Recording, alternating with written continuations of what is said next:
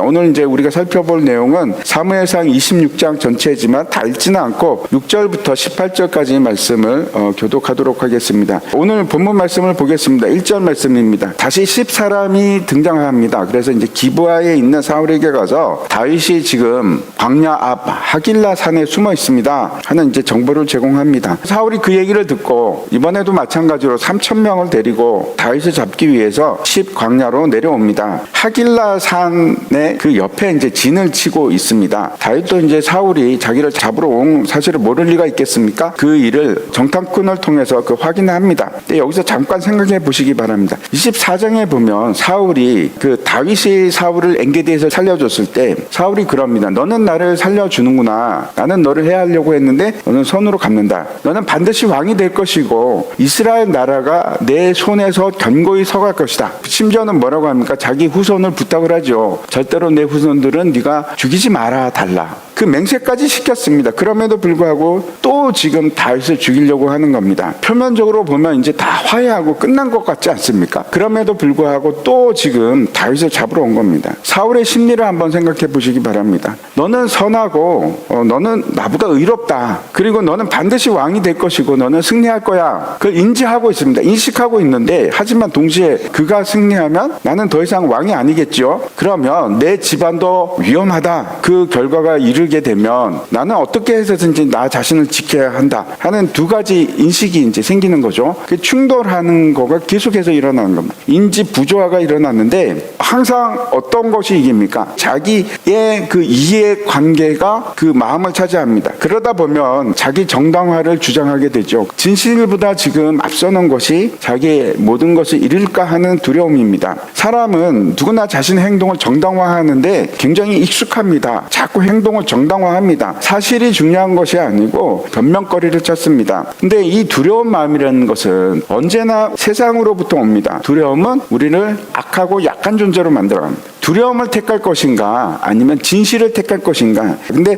사울은 두려움을 택합니다. 이제 다윗이 직접 사울이 진을 치고 있는 그곳으로 찾아갑니다. 그 사울의 진영을 보니까 사울과 군사령관 아브넬이 가운데 있고 사울은 지금 누워 있습니다. 그리고 나서 그 나머지 군대는 삥 둘러서 진을 치고 있는 겁니다. 사울은 가운데 있는데 3,000명이 둘러싸고 있다. 이게 도대체 무슨 의미일까요? 사울이 지금 극도의 두려움과 불안 가운데 있다 하는 것을 보여주는 겁니다. 이미 이제 앞에서 엔게디 사건에서 혼자 돌아다니다가 죽을 뻔하지 않았습니까? 그래서 자기를 둘러쌉니다. 사람들을 진을 치고 가운데 누워 있습니다. 그런 모습을 보고 다윗이 어떻게 했는지 6절 말씀 보시기 바랍니다. 여기 보면 이제 두 사람이 나옵니다. 햇사람 아히멜렉이 나오고 수르야의 아들 요압의 아우 아비새라고 되어 있죠. 아히멜렉이 있고 아비새에게 있는데 묻습니다. 이게 누가 나랑 함께 저 진영까지 내려가겠느냐? 지금 이게 가능한 것인가? 지금 3,000명을 둘러싸고 그 가운데 사울이 있는데 거기를 가겠다는 겁니다. 질문을 합니다. 다윗이 누가 같이 가겠느냐? 그랬더니 아히멜렉은 대답이 없습니다. 아무 말도 안 하는데 아비새가 예, 제가 함께 가겠습니다. 이렇게 얘기를 합니다. 그래서 아비새하고 다윗이 사울의 진영으로 내려갑니다. 사울이 자고 있는 그 가운데까지 가서 이렇게 보니까 사울 머리맡에 창이 이렇게 꽂혀 있습니다. 땅에. 사울은 자면서도 지금 불안한 겁니다. 그리고 이제 아브넬은 사울의 군대 장관인데 그 근처에서 자고 있고 아니 이거 보초를 안 씁니다. 이게 어떻게 된 건가? 군대가 다 잠을 자고 있습니다. 그때 이제 아비새가 이제 이렇게 얘기합니다. 8절 보시면 하나님이 당신의 원수를 당신 손에 지금 넘기셨습니다. 제가 두 번 할 필요도 없이 한 번만에 찔러 죽일 수 있습니다. 이제 기회가 온 겁니다. 죽이십시오. 다윗이 지금 마음만 먹으면 한 방에 사울을 보낼 수가 있습니다. 목숨을 끊을 수가 있는 절호의 찬스입니다. 여러분은 어떻게 하시겠습니까? 죽이시겠습니까? 어떻게 하시겠습니까?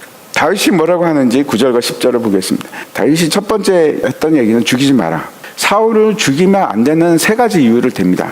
첫 번째는 그는 여호와의 기름 부음을 받은 자다. 하나님이 세운 사람인데 그를 죽이는 것이 죄가 안 되겠느냐? 이렇게 이제 얘기를 합니다. 만약에 하나님이 세운 사람을 친다면 그거는 하나님을 무시하는, 권위를 무시하는 일이다. 그건 죄다. 이렇게 얘기를 하는 겁니다.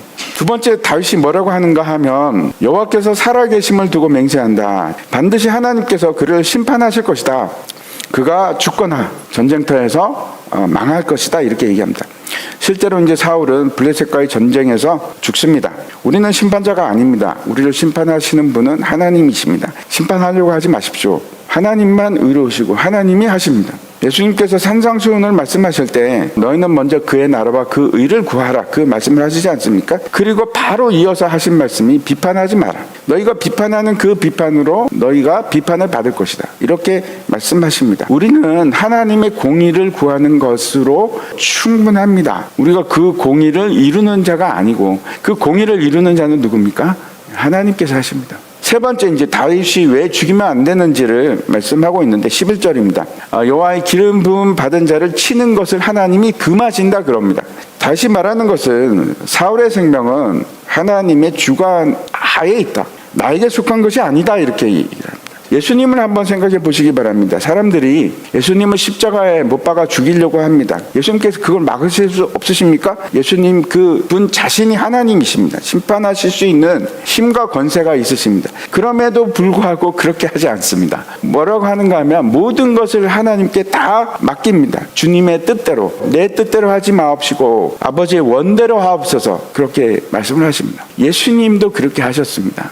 우리가 어떻게 할 것을 보여주신 겁니다. 다시 한번 이 사건을 생각해 보시기 바랍니다. 지금 다윗과 아비새가 똑같은 장소에서 똑같은 상황 속에 있습니다. 그리고 둘 다 하나님의 뜻을 얘기를 합니다. 아비새는 하나님이 기회를 주셨습니다. 죽이는 것이 하나님의 뜻입니다. 이렇게 얘기를 하는 겁니다. 근데 또 한 사람 다윗은 전혀 다른 얘기를 합니다. 하나님의 뜻은 죽이지 않는 것이다 라고 하거든요. 도대체 누구의 말이 옳습니까? 하나님의 뜻은 뭘까요? 다윗의 얘기입니다. 하나님의 뜻은 아비새는 잘못 판단하고 있습니다. 왜 아비새는 사울을 죽이는 것이 하나님의 뜻이라고 판단했을까요? 아비새는 상황으로 판단을 했습니다. 그래서 하나님의 뜻이라고 하는 겁니다. 우리가 흔히 하는 실수입니다. 이건 하나님의 뜻이야. 여러분 어떻게 그걸 확신하십니까? 잘 생각해 보시기 바랍니다. 이미 아비새는 이렇게 생각합니다. 사울은 원수고 악인입니다. 그렇죠? 그리고 악을 사라지게 하는 것이 하나님의 뜻이다. 아비새의 생각이 일반적으로 틀렸다고 할 수 없습니다. 그런데 문제가 뭡니까? 뭐가 틀렸을까요? 첫 번째 잘못 생각한 것은 기회가 곧 하나님의 뜻이라고 생각한 겁니다. 그렇지 않습니다.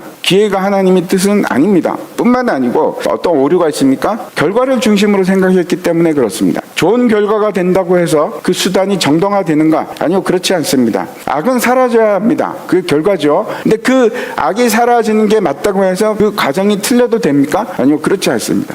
로마서 3장 8절 말씀, 선을 이루기 위해서 악을 행하자 하는 것은 정죄받아야 한다라고 지금 말씀하고 있습니다. 과정도 중요합니다. 선이라는 결과를 이루기 위해서 악을 행하는 것은 괜찮은가? 아니요, 옳지 않습니다. 다윗은 결과를 목표로 하는 것이 아니고 하나님의 뜻을 생각했습니다. 기회에 대해서 생각하면 아비새는 이 기회로 사울을 죽이자라고 생각을 했지만 다윗은 어떻게 생각한 겁니까? 왜 하나님께서 이런 기회를 주시는가? 이 기회가 사울을 죽이기 위한 기회일까?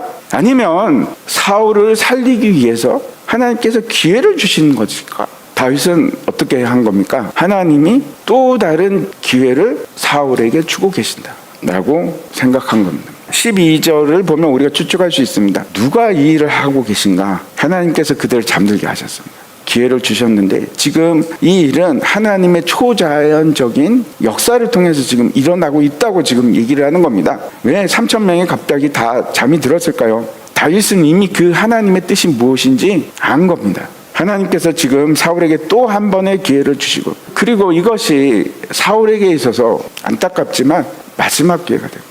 창과 물병만 가지고 간 것은 왜 그럴까요? 아마도 이제 창은 힘과 권위의 상징이기도 하고 사람의 생명을 빼앗는 무기입니다. 근데 이제 물병은 다르죠. 물병은 광야에서 생명을 살리는, 물을 공급할 수 있는 물건입니다. 다시 말씀드려서 힘과 권력도, 생명을 살리고 죽이는 그 모든 일도 다윗이 이걸 상징적으로 보여주는 겁니다. 당신에게 있지 않아. 생명이 당신 손에 있는 것이 아니야. 사울에게 생명의 주권이 어디 있는지를 지금 보여주고 있는 겁니다. 그리고 이제 다윗이 건너편 산 꼭대기로 올라가서 소리를 지릅니다. 아브넬아! 그랬더니 아브넬이 넌 누구냐? 그랬더니 어찌 너는 네 주를 보호하지 않느냐? 네가 그러고도 살아있는 게 맞느냐? 기름 부음 받은 너희 주를 보호하지 않았으니까 너는 죽어야만 하는 자다. 그러면서 그 왕의 물병과 창이 어디 있는지 봐라! 이렇게 외칩니다. 사울이 이제 그걸 듣고 있다가 다윗의 음성을 알아듣습니다. 그래서 외칩니다. 내 아들 다윗아, 이 목소리가 네 목소리가 맞느냐?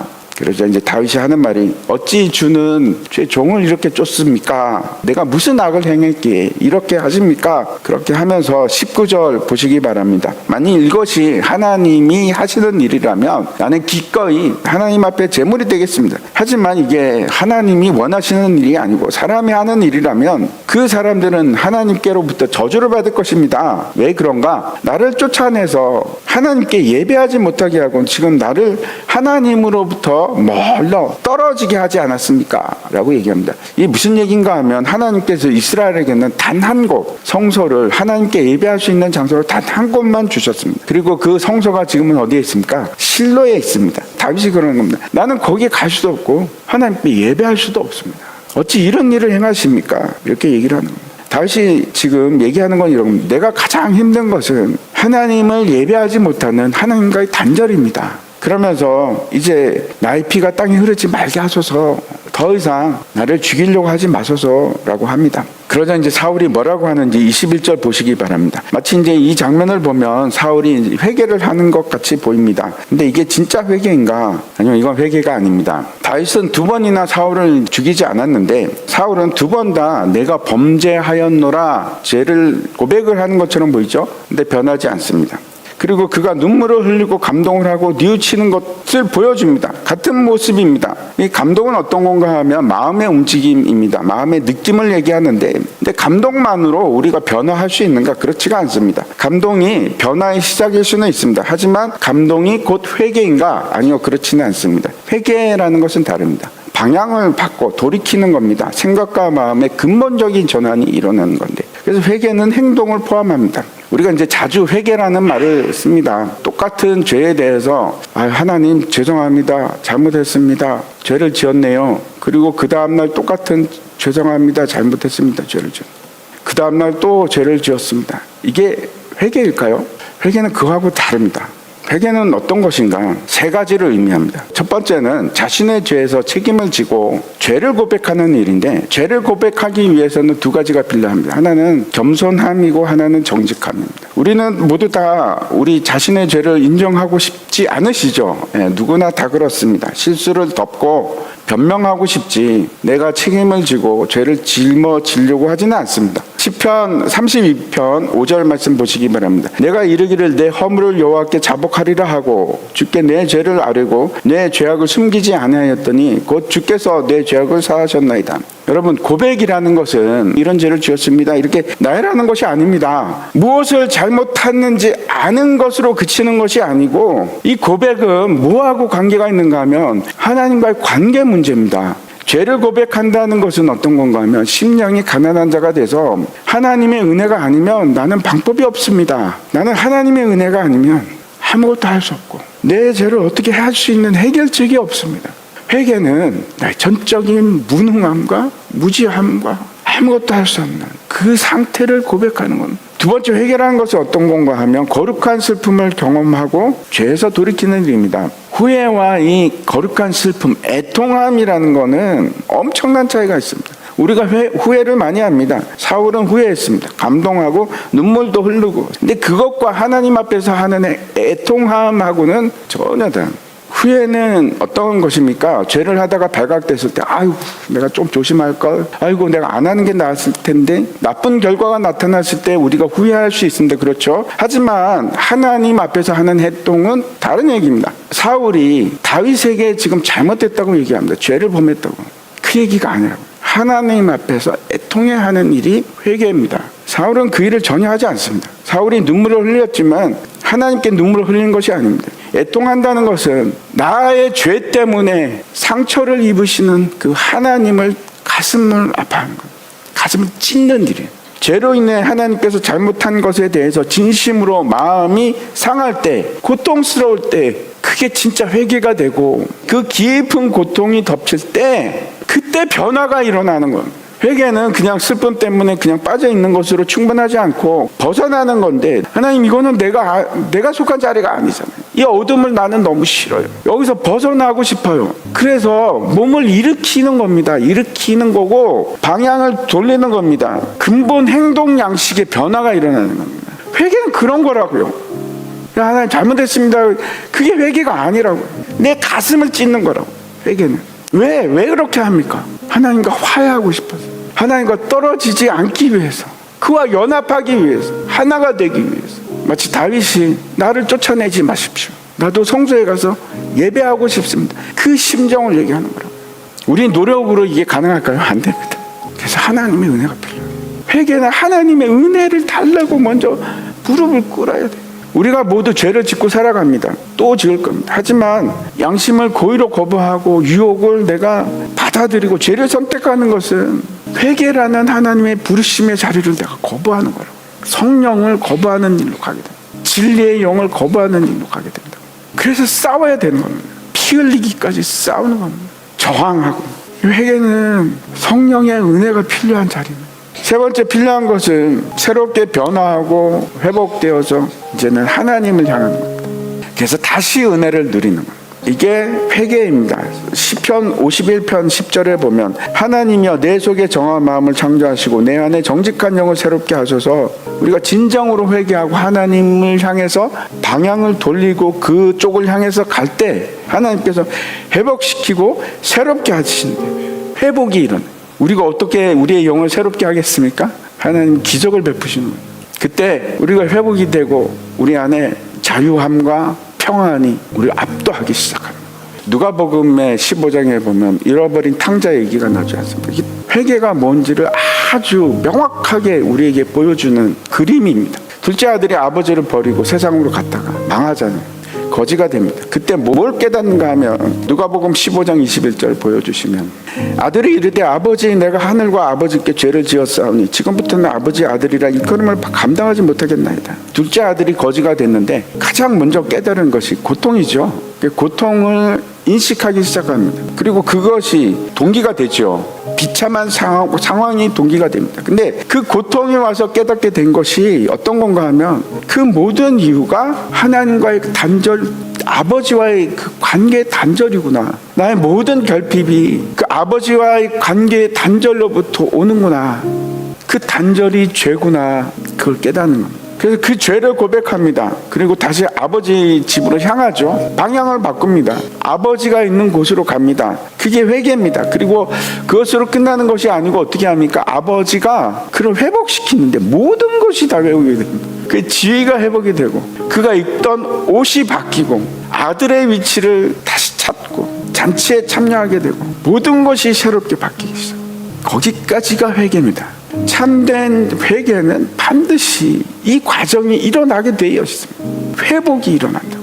오늘 본문은 하나님께서 사울에게 준 마지막 기회입니다. 근데 그렇게 하지 않습니다. 감동해서 머물러 버립니다. 왜 그랬을까요? 자신이 잃어버릴 그 두려움 때문에. 우리가 다시 한번 우리 자신을 돌아봤으면 좋겠어요. 죄를 또 짓고 또 짓고 또 짓고 회개를 안 해서 그랬거든요. 회개를 안 해서 변화가 일어나지 않고. 제가 다시 말씀드립니다. 회개는 변화를 가지고. 나는 왜 하나님의 부르심과 그 말씀에 순응하지 못할까? 순종하지 못할까? 우리 자신을 돌이켜봤으면 좋겠어요. 히브리서 3장 15절입니다. 같이 읽겠습니다. 시작. 오늘 너희가 그의 음성을 듣거든 격노하시게 하던 것 같이 너희 마음을 완고하게 하지 말라. 이 하나님의 음성에 순종하시기 바랍니다.